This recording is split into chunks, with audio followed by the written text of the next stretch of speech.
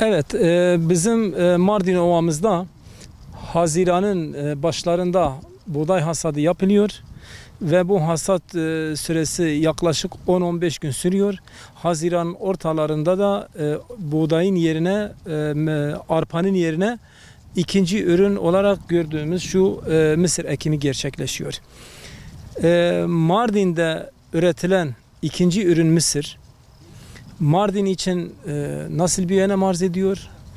Ülke ekonomisi ve ülke tarımı ve ülke mısır ihtiyacı için nasıl bir önem atfediliyor? Bir kere şunu herkesin bilmesi gerekiyor. Mardin 4 ilçesiyle Kızıltepe, Nusaybin, Derik ve Artuklu'da normal üretilen mısır miktarı 2 milyon ton civarıdır, aşağı yukarıdır. Bu da neye tekabül ediyor? Ülkemizin ikinci ürün mısır üretiminin 6 milyon tonun 1/3'ini Mardin 3 ilçesiyle 4 ilçesiyle tek başına karşılıyor. Bu hem Mardin'in yerelde ekonomik gelişimine, çiftçinin kazancına ve bizim ülkemizin de ihtiyacı olan bir üründür. Çünkü bu mısırda nişastada kullanılıyor, irmikte kullanılıyor, büyükbaş hayvan yemi olarak kullanılıyor, küçükbaş hayvan yemi olarak kullanılıyor, kümes hayvanları için, tavukları için ana yem olarak kullanılıyor. Eğer bu mısır üretimi olmasa biz dış ülkelerden almak durumunda kalacağız. Bu ihtiyaç duyan üretimi yapan yem sektörümüz ve bu da dövizimizin dışarı gitmesi ve başka ülkenin çiftçisinin kazancı ve bizim çiftçimizin kaybı oluyor. Gelelim bu seneye. Bu sene Haziran 15'ine kadar üretim için elektrik şirketi kendi parasını istedi. Çiftçi de ödeyemiyor. Neden ödeyemiyor? Çünkü burada gördüğünüz şu anki bu su 500 ile 600 metre yeraltı derinliklerde çıkıyor. Hal böyle olunca elektrik maliyetinden dolayı şu anda Mardin Ovası'nda yaklaşık %30 ekim gerçekleşmedi. Çiftçi ekemedi. Zarar edeceğim, elektrik borcu altında kalacağım dedi. Ekmedi. Ekmeyince işte bu sene beklediğimiz her sene 2 milyon ton civarı mısır üretiminin %30'u kayıp olacak. Yani çok gelse 1 milyon 200-300 bin ton alacak. Bu yazıktır. Bugün Mardin gibi, Kızıltepe gibi bir yer elektrikle yer altında su çekmeyi değil, GAP'ın bir an önce bitirilmesi gerekiyordu. Şimdi yolda geçtiğimizde göreceksiniz. GAP 48 yıl önce temeli atıldı ve hala bir türlü bitirilemedi. 1997 yılında GAP'ın ana kanalı Atatürk Barajı'nda Fırat Nehri'nde Mardin göletine su taşıyacak 221 kilometrelik kanal bitmiş ama gelelim gölet çalışması ağır gidiyor. Eğer bu gölet bir an önce bitmiş olsaydı veya daha erken bitmiş olsaydı ki bitirilebilirdi. Bu resmen ihmal edildi. Ülkemizin bugün içinde bulunduğu durum Allah'a şükürler olsun değil bu projeyi. Bu projenin çok daha büyüklerini hayata geçirdi ve Türkiye'de hiçbir proje 48 yıl devam etmemiş. Bu olmuş olsaydı bu kadar elektrik enerjisi boşa gitmezdi. Elektrik şirketiyle çiftçiler karşı karşıya gelmezdi. Milli servet kaybı da olmaz idi. Yani neden GAP'ı hala bitiremiyorlar, ben bunu anlamış değilim.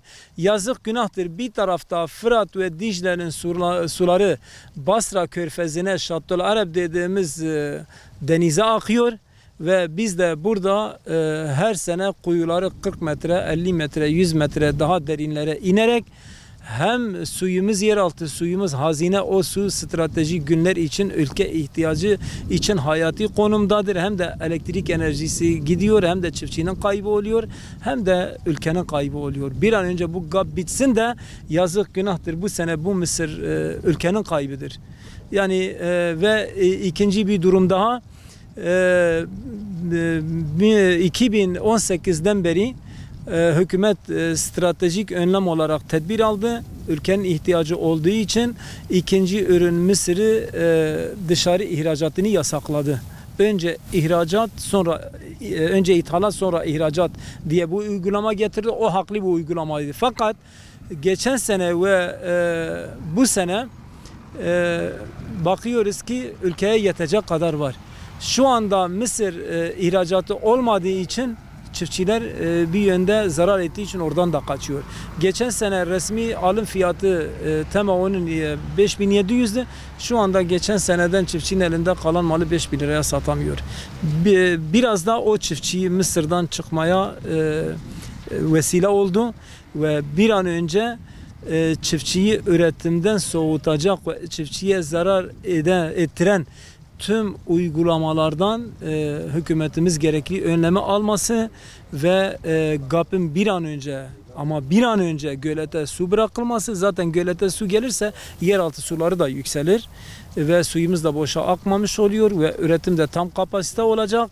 Yerelde Mardin ve bölge, genelde de ülke ekonomimiz kazanmış olacak.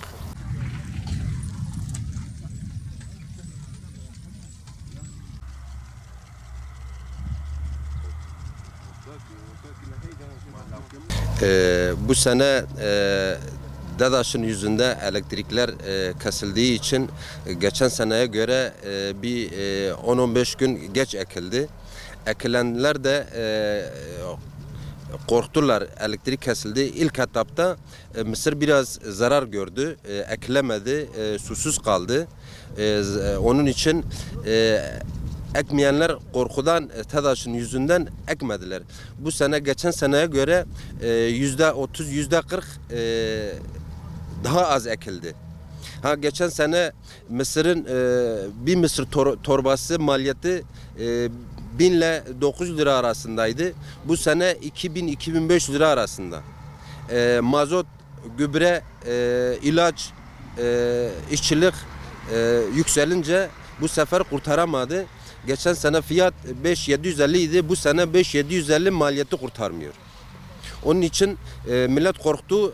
DAEŞ'in yüzünden kimse yani %40'ı ekmediler. Bir kuyu en fazla 130 dönüm mısır sulayabiliyor. Bir sezonda 500 bin lira, 600 bin lira faturası geliyor. O adam nasıl ödeyecek, nasıl işin içinde çıkacak? Onun için kimse ekmek istemiyor. Bu sene rekolteden geçen seneye göre dediğim gibi %30, %35 daha az ekildi. Aşağı yukarı bizim Mardin Ovası 2 milyon dönüm mısır ekiliyor.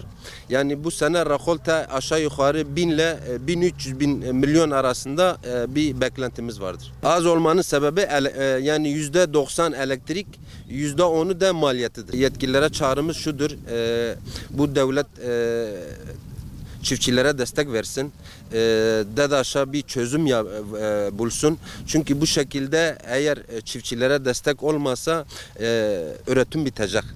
Yani çiftçilere destek, elektrik, özellikle elektrik, yani bunun üzerinde durmasa bizim bu Mardin Ovası'nda çiftçilik yavaş yavaş bitecek. GAP hakkında ne? GAP hakkında işte GAP beklentimiz GAP bir an önce faaliyete geçsin ama her sene işte bu sene gelecek, o da bizi oyalıyor, gelmiyor.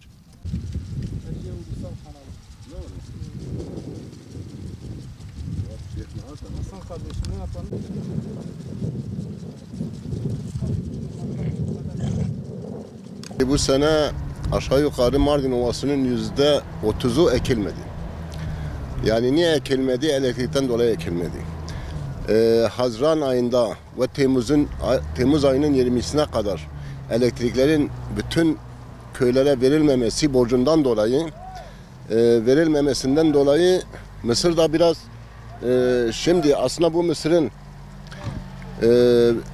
bir dizi geçmesi gerekirken daha hala bir karış kalkmamış yani.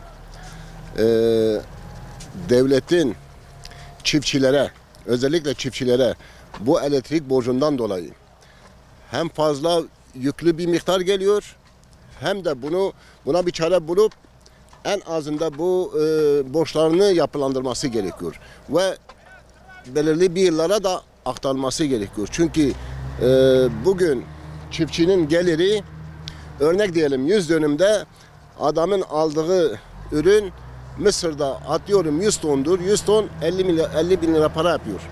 50 bin lira para. Adama gelen elektrik parası 70, 80, 100, 150 bin lirayı geçiyor. Ondan dolayı her burada şimdi zaten özellikle Türkiye'nin Mısır'a ihtiyacı var. Çünkü bugün tüketim aşağı yukarı 9 milyon tondur. Türkiye genelinde gelen mısır, yani üretilen mısır 7-8 milyon ton arasıdır. Ha bu ne oluyor? Bu her üretime önem vermesek dışarıdan ithal etmek mecburiyete kalıyoruz. Oysa üretime önem verirsek çiftçi hem devlet kazanıyor hem çiftçi kazanır. Elektrik özellikle TEDAŞ yani büyük bir meblağ para gönderiyor çiftçiye. Şimdi o parayı gönderdiği zaman çiftçi onun altına kalkamıyor ve borcunu ödeyemiyor. Ödeyemediği zaman da elektriği kesiliyor. Elektriği kesildiği zaman da üretim yapılamıyor. Mesela odur. Bana göre rekolte geçen yıla göre diyelim ki geçen yıl hemen hemen Mardin Ovası olarak diyoruz. Özellikle Kızıltepe, Nusaybin dedik. Aşağı yukarı 2 milyon dönüm arazi var. Ve bu 2 milyon dönüm arazi ortalama burada her bir ton atarsa 2 milyon tona yakın bir rekolta olması gerekirken %30 belki %35'i de geçtiği için ekilmedi. Yani %30-35'i ekilmedi. O ekilmediği için bu rekolta %30-35 düşüyor. Geri kalan ne kalıyor? Yani 1 milyon tonu bekliyoruz. Mardin bölgesi ovası olarak. Yani Nusaybin, Kızıltepe, Derik. Çünkü özellikle buralarda ikinci ürün mısır ekiliyor.